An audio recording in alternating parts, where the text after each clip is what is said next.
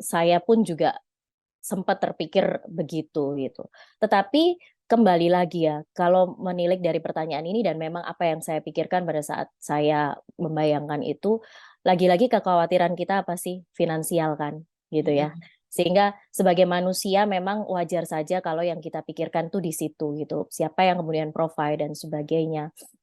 Tapi kemudian waktu itu saya diingatkan bahwa sekali lagi sepertinya kita jadi membatasi pekerjaan Tuhan ya. Kita jadi membatasi pemeliharaan Tuhan di dalam hidup kita gitu.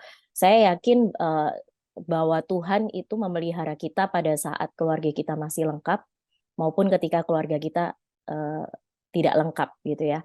Dan kita lupa bahwa sebetulnya yang perlu dipersiapkan juga baik seorang suami maupun istri mempersiapkan salah satu meninggal itu bukan hanya dari sisi finansialnya saja, tetapi peran ya, dari sisi peran gitu.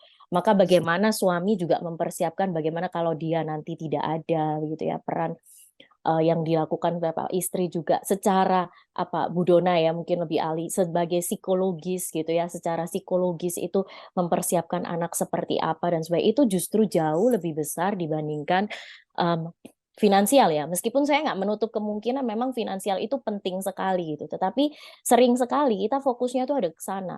Oh saya kerja supaya nanti saya nggak kurang uang gitu dan sebagainya dan sebagainya. Tetapi justru mungkinkah kita bisa berpikir begini, justru kalau nanti suami sudah nggak ada, ini waktu yang terbatas loh untuk kita bisa punya waktu bersama.